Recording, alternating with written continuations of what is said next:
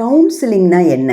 எல்லாரும் நினைக்கிறாங்க கவுன்சிலிங்னா நிறைய அட்வைஸ் கொடுக்கறது, அதாவது அறிவுரைகள் கொடுக்கறது தான், உபதேசம் கொடுக்கறது தான் கவுன்சிலிங்னு நினச்சிட்ருக்காங்க. அது இல்லவே இல்லை.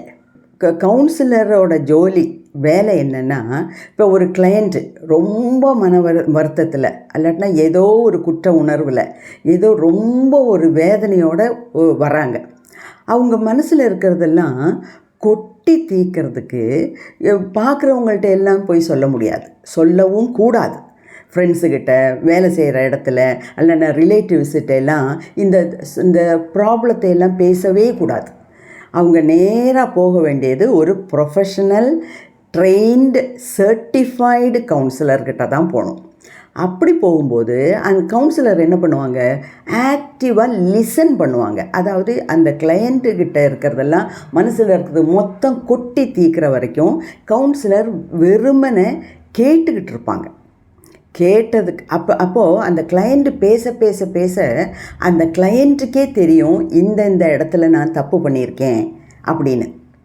அப்போ அந்த தப்பெல்லாம் திருத்துறதுக்கு சில உதவிகள் பண்ணுறது தான் கவுன்சிலரோட வேலை. இல்லாமல் அவங்க ஒரு கிளைண்ட் வந்த உடனே அவங்கள்ட்ட ஒரு 100 கேள்வி கேட்டு எல்லாத்தையும் எழுதி வச்சுட்டு நீ இதை பண்ணு அதை பண்ணு அப்படி சொல்கிறது கவுன்சிலிங்கே கிடையாது. இந்த கவுன்சிலிங்கிறது ரொம்ப ஒரு பவர்ஃபுல்லான டூலு. இப்போ நம்மள்கிட்ட கொட்டுளி இருக்குது, ஸ்க்ரூ ட்ரைவர் இருக்குது, அதை வச்சு ஈஸியாக நம்மளால் வேலை செய்ய முடியும். அது மாதிரி ஒரு பவர்ஃபுல் டூலு தான் இந்த கவுன்சிலிங். ஓகே, அது மட்டும் இல்லை, இந்த கவுன்சிலிங்னால் ஹீலிங் நடக்குது.